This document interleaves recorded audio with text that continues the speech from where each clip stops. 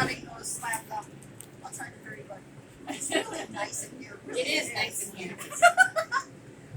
Monterey Jack, Munster, Farmers, Marble Cheese, Colby.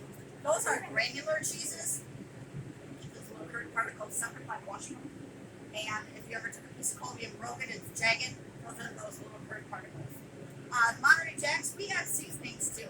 We got hickory nut, we've got jalapeno, hot pepper, and pepper jack. We can't call it those names because those are trade names. So we come up with jalapeno. Pepper jack is the trademark name. Wow. It is. So ours is jalapeno monster. We've got people in the area that pick and clean hickory nuts. It's not even a grown nut. It's earthy flavor. It's very good. That looks good. It is. It really is.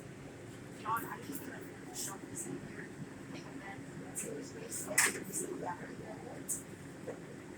Couple cheeses we do not make. Put the stickers back on. Swiss cheese. Common question is, what's the difference between the two? Baby Swiss is made with whole milk. Regular Swiss is made with hard skim. Nothing to do with the age or the size of the holes. The way I remember is babies drink whole milk.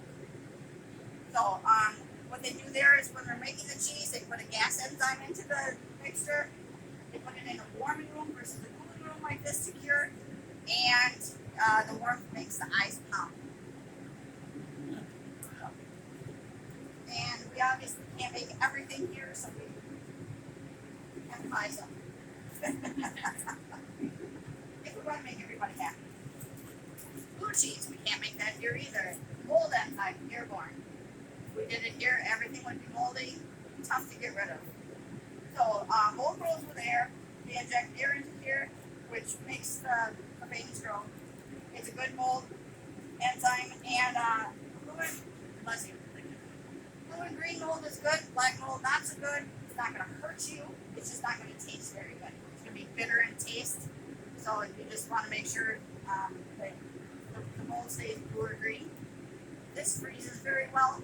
Mozzarella freezes well. Parmesan Asiago, Romano freeze very well. I wouldn't freeze the other cheeses. It's going to break it down and get crumbly when you go to use it. If you're going to use it in a casserole or something, no big deal. But if you're going to, I'm going to buy it now for the 4th of July and I'm going to freeze it, it's not going to slice.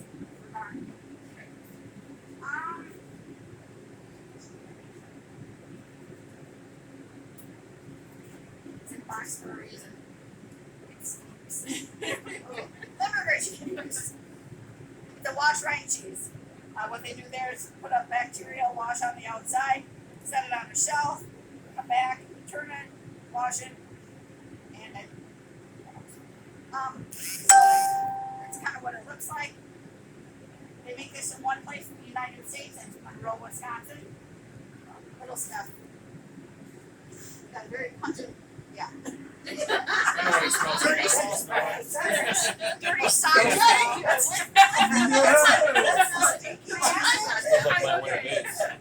no fun. That's restraint. Restraint. You hold back.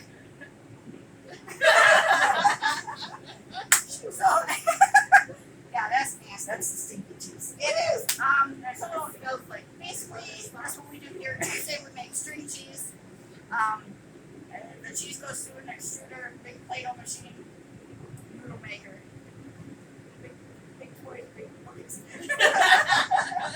So, any questions on like the storing or whatnot of the cheese?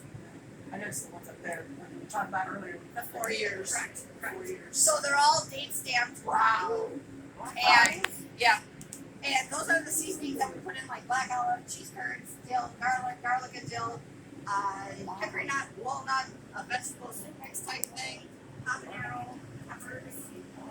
We do a lot of things just to make a lot of people happy, but our curds are always plain because it's easier to please everybody than a select few.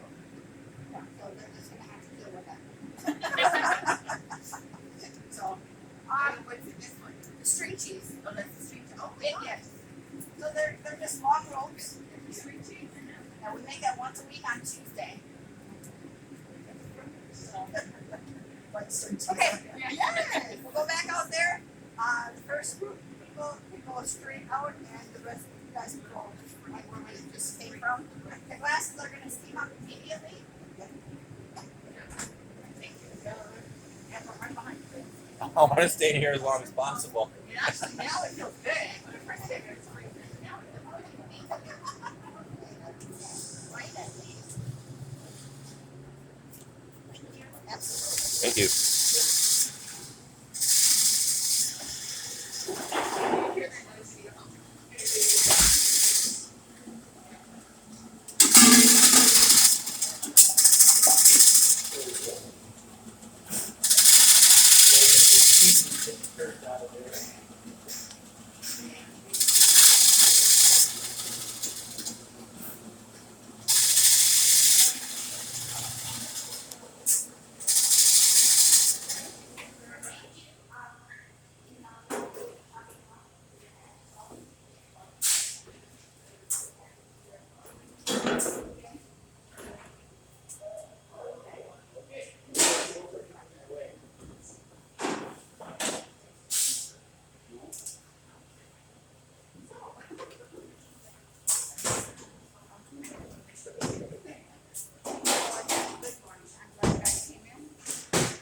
We're a very small cheese factory, not to know the way things are done today, more so 50, 60, 80 years ago. A lot of stuff by hand.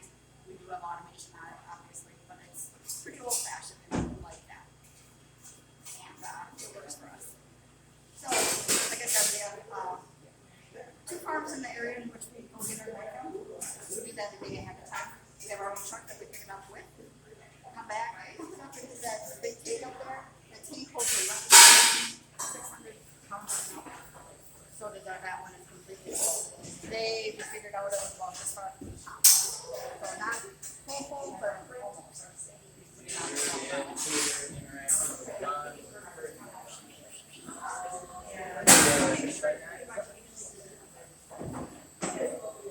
And also yesterday we made a good start of bacteria. That's just on the other side of the people. There's a tank probably about this big now, probably this high. Make a good start of bacteria because we need the food needs the good bacteria in it, unlike that. So, we this morning chicken makers at 4 o'clock and started up the pasteurizer. Pasteurizer is our safety device. It actually sterilizes the milk. So the milk flows from the tank through the pipes, hot enough and fast enough. There would be a pipe hooked up to that open hole that filters into the and when the milk gets back, it's sterilized, clean. So we're gonna add that good starter bacteria. I'm gonna add rennet and enzymes to help it coagulate together. To make it orange, yellow color, whatever you want to call it, we add non-acidic coloring. Plant-based coloring, no flavor change, just color change. So you've got pink frosting, white frosting, it doesn't taste any different, it's just a different color. So you can add that in your milk. Correct, because milk is white. So it was once believed that the East Coast was, and people in the Midwest, our cheese is better than their cheese. So the games began a long time ago. So they're gonna, while that's filling, it's also cooking. The vat is lined with steam pipes and it's also pitched. So like cooked pudding, the milk goes in running, it's thicker like a yogurt consistency. After about an hour of cooking and stirring it, that way. We're gonna take these wire harps on the wall here, vertical and horizontal one. Takes 2 people. Takes one and put it in the back, walk it down, to the sides, to the back. It does this kind of culture in a little 1/4 inch cubes. We now have to start with cheese curds. All cheese starts out with acid is what you do with it after that. Like, what do you mean? Well, like potato business. Bake it, fry it, mash it, do all kinds of things with it. So it's just what you do with it. They're gonna cook and stir that for about another 45 minutes or so. And drain the whey off. The whey is gonna be all drained off. We're gonna get those curds out of that pitch and kind of shoebox size slab. We're gonna start playing monkey pile with those. That's our bodybuilding, cheddar-y, medic process. They do that to get those mats to stretch and pull.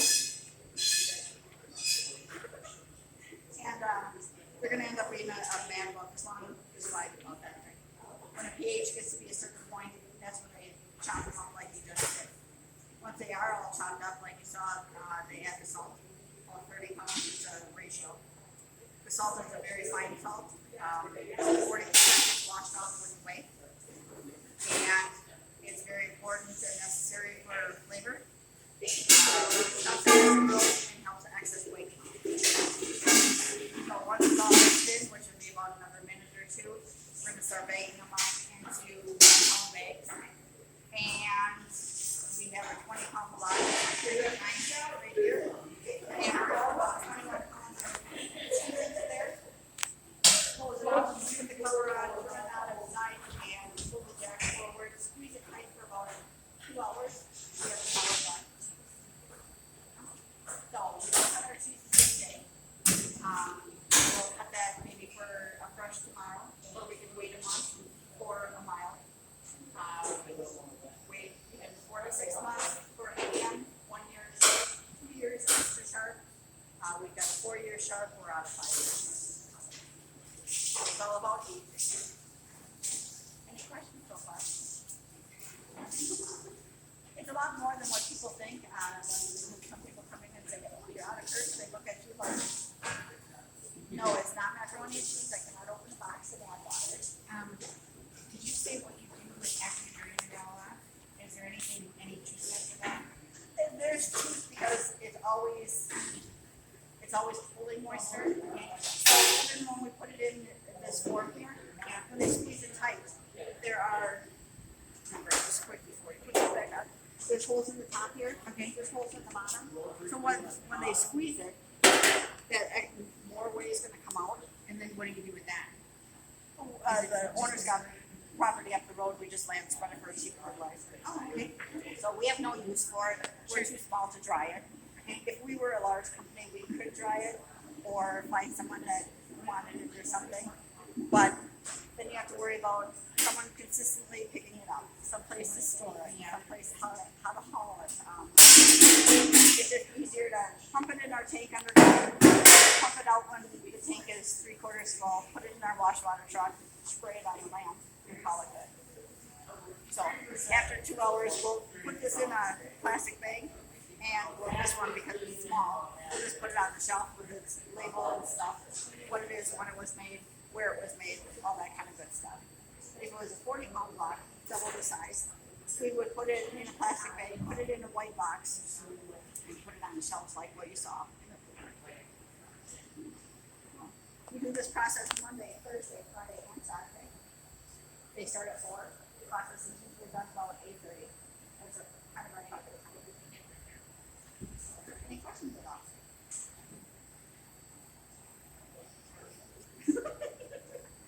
Sometimes I wonder if I. So, yeah, what we do there, what they're kind of doing is just making sure there aren't any clumps. Because we've got clumps of curds, inside one's not going to have any salt on them. We want to do it all the time. All of a sudden you get one that takes everything. Wow. So, Thank you very much. absolutely. You want what you want.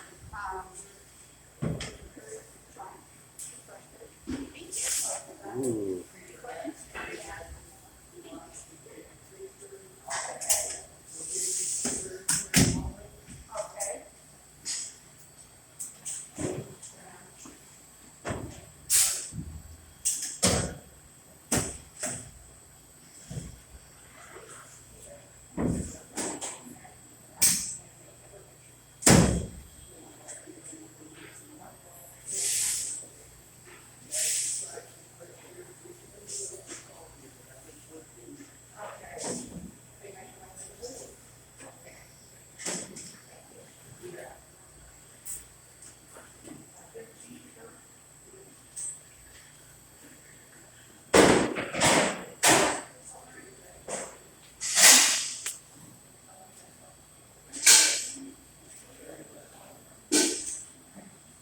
They're taking a lot of people around here to get a vegetarian. Yeah?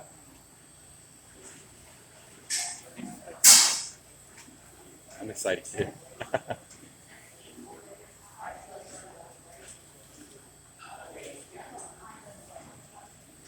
You want to go try it because there's some over Really?